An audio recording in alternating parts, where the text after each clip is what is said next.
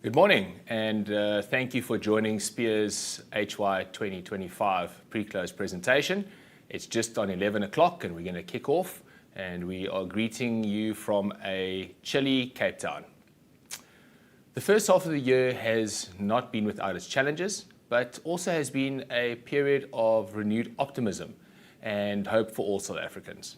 We have experienced a free, fair and peaceful national election, which was held on the 29th of May 2024, and what emerged from the ballot boxes was truly the will of the people, with the formation of the Government of National Unity. As a business and as a South African, we fully support the GNU and trust that they will make meaningful strides into growing this beautiful country and its economy for the benefit of our people.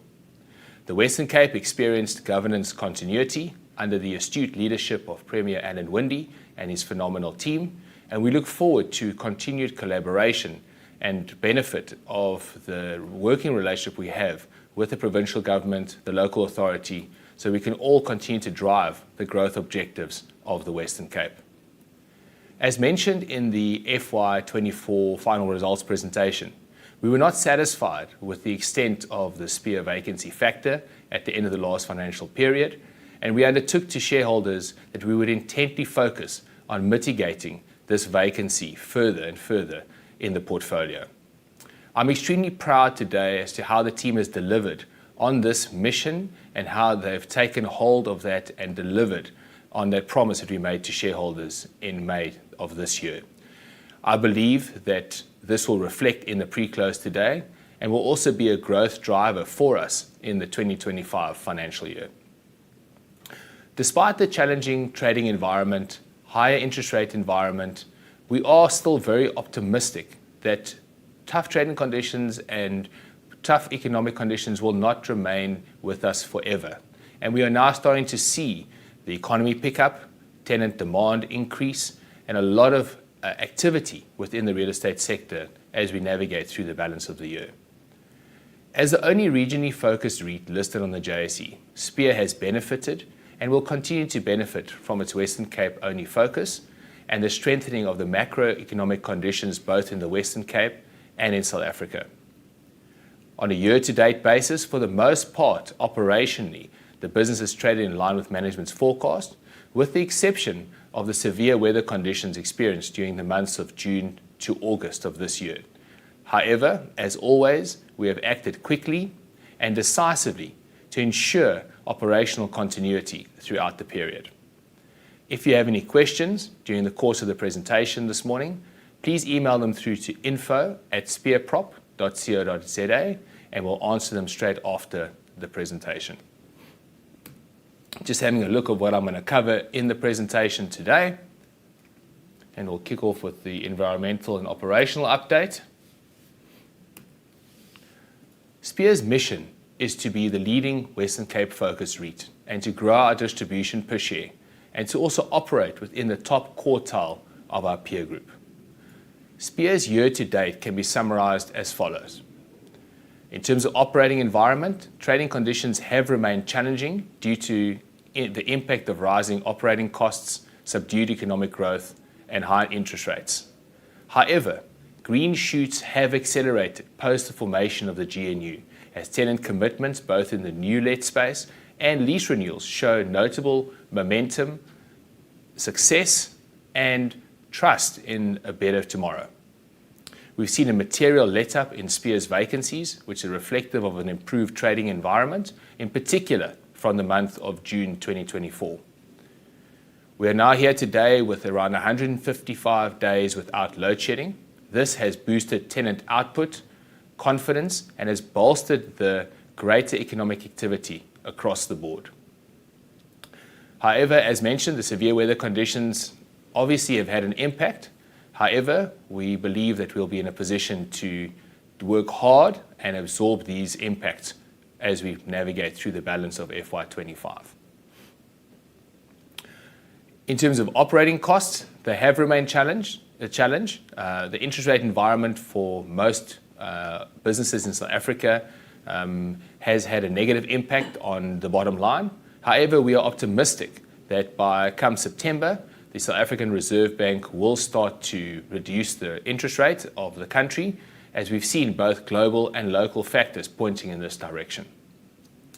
We've incurred higher repairs and maintenance costs due to the severe weather conditions, but as mentioned earlier, we've done what we've needed to do to ensure portfolio continuity.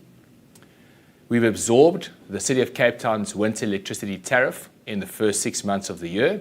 As always, the balance of the 6 months of the year ahead will see us equaling out on the impact of this winter tariff in the first 6 months of the year. And then insurance and SASRA costs have increased in excess of the norm, which will have to be absorbed in the FY 2025 year, as reinsurers have augmented treaties between local insurance companies, and unfortunately the pond upon which we have to within which we have to fish has continued to become smaller and smaller as the SA market becomes a smaller player in the global scale. Having a look at our portfolio indicators, which is an exciting part of the presentation. Year to date, portfolio occupancy rates have increased by 200 basis points from a FY24 year end of 93% occupancy rate to a HY 2025 year to date 95%, which again is just the thematic of the improved letting activity across the board within the portfolio. Occupied GLA at the half year was 385,424 square meters. Our portfolio in-force escalations have been maintained at a robust 7.47%, and our weighted average lease expiry at 26 months. In terms of rental reversions, for the half year, portfolio rent reversions have continued to show improvements from FY 2024, where we printed a negative 0.37% rent reversion on the portfolio level. That has improved to a positive 4.51% on the portfolio level. We have furthermore renewed and relet just under 50,000 square meters of gross lettable area year to date, which is close to about 12.23% of total portfolio. What is also important to note that on average, Spear has about 16 to 17% of its portfolio that comes up for renewal and relet on an annualized basis. And what the 49,642 square meters tells us is that we're already 70% of the way through our FY25 renewal and relet profile, which is extremely positive. Moving on to our collections, Spear's debtors book continues to be actively managed. Collections have come in at just over 95%, bearing in mind that Spear's large power user industrial tenants pay their electricity accounts at the end of the month, which means that this is at a point in time that's just over 95% collections, and that has already exceeded the 96% at the time of giving this presentation. The debtors book is under control and it's been consistent. However, there have been some pressures in terms of tenant payment profiles, which is being managed, and we are assuring our management and our board that this will not impact the business's profitability for the year. Having a look at our acquisitive growth, as you are aware, we have acquired the Emira Western Cape portfolio of assets that were 100% owned by Emira in a transaction of 1.146 billion rand. This transaction is now unconditional. All CPs have been fulfilled, and we are now in the implementation phase of the transaction, and we anticipate the transfer of the portfolio by December 2024. Just a reminder, the portfolio is a mixed portfolio of industrial, commercial, medical, retail assets of just under 94,000 square meters with a post-transfer initial yield of 10.1%. In terms of capital recycling activity, in the first quarter of FY25, Spear transferred out the Liberty Life building, which was disposed of for 400 million rand. We sold the 142 Edward Street building in Tiger Valley, also in the first quarter of this year, for 43 million rand. And the net proceeds of 160 million from those transfers and sales will be utilized to fund the acquisition of the Emira Western Cape portfolio. Furthermore, as announced on SENS, Spear are in the process of disposing of 100 fairways close in N1 City to the City of Cape Town, which is anticipated to transfer prior to the end of the financial year. Notably, no debt was drawn against this property, and the full disposal proceeds will be recycled in line with Spear's capital allocation program. Moving along to our LTV and hedging. As at July 2024, Spear's loan to value was at 25.69%, displaying an extremely robust balance sheet. Spear's hedging ratio, post the disposals earlier mentioned, has increased to 84.62%. Now, management's internal band is to operate at between a 65 and 75% hedge ratio at any given time. The 84.62% is above the range that we would normally operate in. However, that should normalize back into the range that we target post the transfer of the Emira assets into the Spear portfolio. Our interest cover ratio, as at July, is just under 3 times, which is improved from FY24, which was disclosed at 2.28 times. In terms of sustainability, we have been actively looking to enhance the Spear PV solar portfolio. We've added 1 new system to the portfolio. We've also expanded on 2 of our sites, which have been completed within the first 6 months of the year. We now have 60% of Spear assets covered in PV solar infrastructure. All of these systems do remain grid-tied, and we've been enjoying improved performance of these PV solar systems due to the fact that there has not been any load shedding. Currently, 25% of the total portfolio energy needs are generated by the Spear PV solar portfolio. It is our intention that for FY25, we aim to produce 10.5 million kilowatt hours of electricity generation from our PV solar portfolio. And this is in addition to the planned integration of the Western Cape Emira assets into our PV solar platform, which will see probably another 1.5 megawatt of capacity coming on stream to take us to the strategic objective to get in excess of 10 megawatt of PV solar infrastructure on the Spear portfolio. Currently, we are in the feasibility stage of 3 wheeling projects with the City of Cape Town, as we jointly believe that it's important for us to all pioneer towards ensuring energy security for the metro and for the province. In terms of Spear's development growth, we are actively busy finalising our bulk infrastructure in George, as phase 1 of the bulk infrastructure work commenced in October 2023. We have a total developable area of 30,000 square metres across 8 sites, and this will be a tenant-driven development, of which we are in advanced negotiations with end users to take up space. But again, this is tenant-driven, and we will not take speculative development risk within the Spear portfolio. We are also in the final stages of plan approval for the expansion of Bravo Park in Blackheath of an additional 7,000 square metre warehouse, which also will be tenant-driven.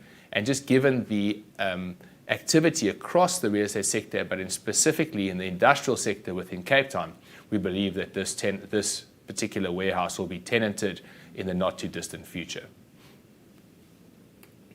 Moving on to our salient details.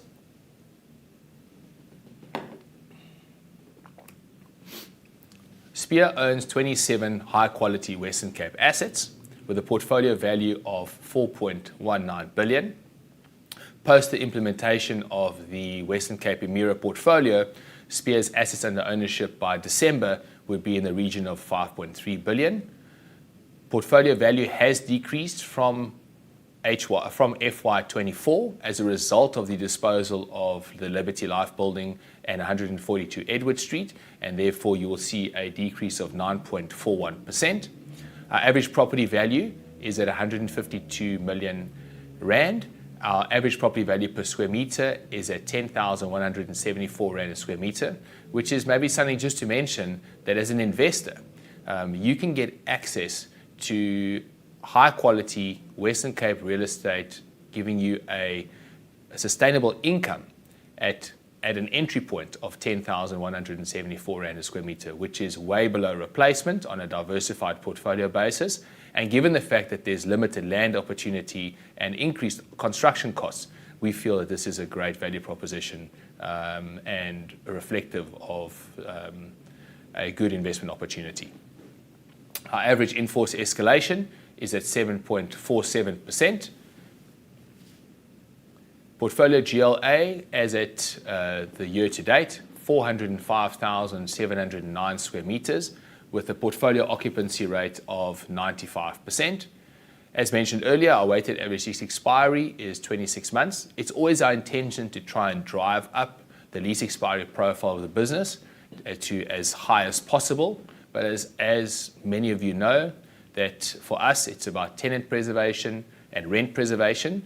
Having a vacancy in the portfolio is a lot more costly than maybe negotiating a slightly shorter lease, which could be an opportunity to renew that lease on better terms within a shorter space of time. Our internal target is to get to between 36 and 45 months as a business. On average, our rental rate per square meter is 99.36 rand on a gross basis. Just to granularize our collections for the half year, we collected 95.17% of our rental. Just a reminder of the large power user recovery process, as mentioned earlier.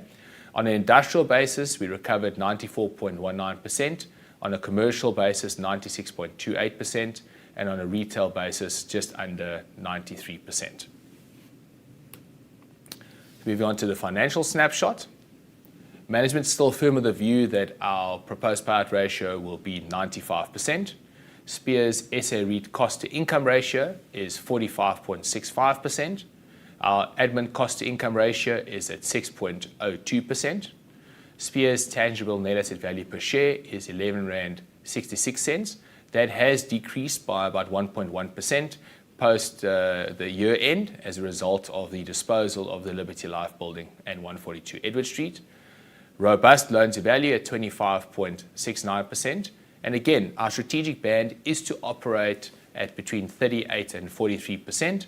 So we are below that band, but again, we don't believe in having a lazy balance sheet. So once the implementation of the Western Cape Emira acquisition takes place and the disposal of 100 Fairways is finalised, that loan to value would probably operate at a range of around 38-39%, which we believe is optimal. Spear's fixed debt ratio is at 84.62%. Our average debt expiry is at 25.45 months. Our average cost of debt is at 9.45%. Average cost of fixed debt at 9.09%. And the average cost of variable debt is at 10.13%. So moving along to our letting activity. For the period, we had expiries and vacates of 48,035 square meters. We renewed and relet 49,642 square meters, which is a net gain, not just in GLA, but also at the gross new rental that implemented versus expiry was 5.1 million versus the gross new rental of 5.5 million. One will note a slight negative reversion on the commercial portfolio at 1.22%, which we will obviously make work of to try and get us closer to a flat with positive growth as we navigate through the year. Industrial, we did have a vacate, which we haven't relet at this point in time, which resulted in a negative 4.28% reversionary impact on the industrial portfolio. And the retail portfolio printed a positive 5.86% reversionary profile, which gives us on an average basis a 4.51% positive rental reversion for the year-to-date period. So having a quick look at the balance sheet and funding. In terms of our covenants, our strictest covenant is on LTV is 50%. As mentioned, we're currently at 25.69%. Our interest cover ratio covenant is 2 times, and we're currently operating well within all of our covenants at just under 3 times ratio. On the right-hand side of the slide, you'll see our funding update. For July, we've seen an improvement in the majority of our funding metrics. Also, we have and will be seeing a further improvement in group average cost of debt once the Emira acquisition has been implemented, given the fact that we negotiated a very favorable debt package on that transaction, which will actually have a downward pressure effect on the total average cost of debt for Spear going forward. Just getting into the sectoral performance.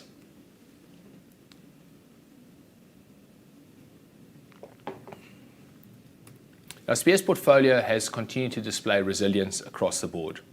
On a segmented basis, we can see how the operational conditions have improved and how each asset type has performed over the period.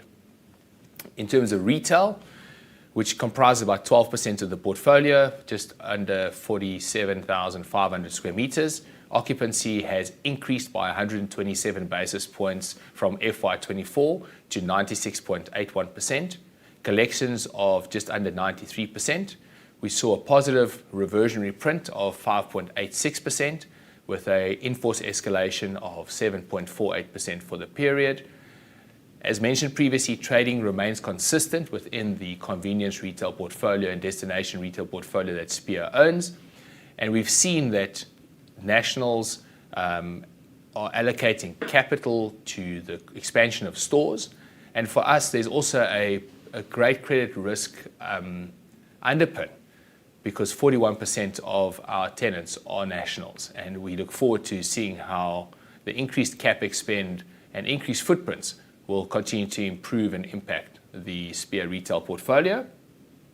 Having a look at the commercial portfolio, makes up about 26% of the total portfolio at 105,343 square meters.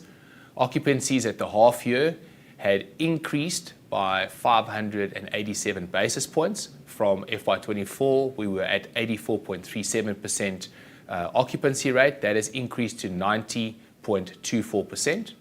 Collections at 96.28%. Reversions at slightly negative 1.22%. In-force escalations at 7.39%. As mentioned earlier, we have seen very strong letting activity within the commercial office portfolio on a year-to-date basis, with in excess of 9,000 square meters of office space let within the Spear portfolio during the period. All of Spear's large occupier spaces have been occupied and are fully let. We've seen that international companies, BPOs, and large occupier users have continued to create a presence within the CBD of Cape Town and within the established office nodes of Cape Town. And this has certainly mitigated what was potentially a vacancy overhang which never took place. But encouraging now, as the economic activity picks up, the positive impact of the elections, the formation of the GNU, companies are now looking at expansion opportunities, and we will be the net beneficiary of those expansion opportunities as we continue to navigate through this year. 100 Fairways Close is 100% let. Number 2 Long Street has increased from at FY24 having a 78% occupancy rate to a 91% occupancy rate. Number 2 Long Street is a high-rise Cape Town CBD office building in the heart of the financial district, and we have continued to see increased activity from the 200 square meter office user all the way through to the 800 square meter office user letting up space with us at 2 Long Street. Having a look at the industrial portfolio, making up 62% of total portfolio GLA at just under 253,000 square meters. Occupancy at 96.64%. Collections at 94.91%. Reversions, negative 4.28%. And as I mentioned, this was due to a non-renewal vacate that took place, but we are currently in negotiations to let up that space at an improved rental than what it was at expiry. We maintain a robust in-force escalation rate of 7.6%. Again, the assets that we own within our portfolio are well located, they're versatile assets, and have also been the drivers behind the high occupancy rates within the industrial portfolio, as strong demand continues to persist for our multi-let parks and also our larger occupier spaces. The Airport Business Park development within George continues as we finalize the bulk infrastructure for GTX Park Phase 1. Just having a look at the general business update. Now, as I mentioned, the operating environment does remain challenging, but we have seen real signs of improvement and real reasons to be optimistic. The Government of National Unity has been good for business all round. The core portfolio continues to trade within the key operational milestones that we've set out and that we want to achieve for this portfolio. Our office portfolio leasing momentum has been strong on a year-to-date basis, and even beyond the end of August, we are seeing consistent demand for office space across the Spear portfolio, which is encouraging. We'll continue to implement our PV solar strategy and water augmentation strategy across the portfolio, in addition to the onboarding of the Western Cape Emira portfolio, which will see Spear investing an additional 20 million rand to unlock another 1.5 megawatt of solar capacity within that additional portfolio. Rent collections have been in line with forecasts. Receivables have been at acceptable levels. We have seen, as mentioned, some stress in the SME space, but we do believe that the tapering of the interest rate cycle, no load shedding, and the prospect of increased growth in the economy will start to mitigate some of these pressures that are on tenants. We continue to look at portfolio enhancement opportunities across the portfolio as we unlock our embedded bulk, both in Pardon Island, in Blackheath, and in other parts of the portfolio, so we can create additional shareholder value across the Spear value chain. So moving along to our outlook. As a management team, we remain optimistic about Spear's FY25 outlook and the prospects as the trading conditions and the macroeconomic environment continue to notably improve. Markets are challenging, and there is no getting away from that. However, the green shoots have emerged, they are accelerating, and we do believe that we can summarize the half year as follows. We've seen notable success in active vacancy reductions, which will have a positive impact on profits. There's been load shedding reprieve, which would have a downward pressure on operating costs and also would have a greater performance output of our PV solar portfolio. We're seeing the topping out of the interest rate cycle, which would positively impact the finance cost line item within the income statement. The positive rent reversion prints on a portfolio level will continue to drive top-line revenue growth for the business. Our sub 30% loan to value and a just shy of 3 times interest cover ratio will give Spear and the management team greater optionality to pursue growth opportunities within the Western Cape. And our acquisition-led growth strategy is paying off. We've been patient as a management team, seeking the right deals at the right time with the right returns, as we are now on the doorstep of the implementation of the Emira Western Cape portfolio acquisition. I believe that the above displays strong key performance outcomes for the first half of FY25, and we are optimistic and confident that we can build on the momentum that's been created in this half year. As a management team, we are confident that our FY 2025 strategic objectives will continue to be achieved to the benefit of Spear and all of our stakeholders, resulting in a positive outlook for the remainder of FY 2025. As a management team, we are firm of the view that DIPS growth will be achieved in FY 2025, and we will provide further our full year guidance at our half year results presentation to be held in October. This brings us to the end of the presentation. I thank you for joining us today, and we will be back shortly, myself and our CFO, Christian Barnard, to take any questions. Thank you very much.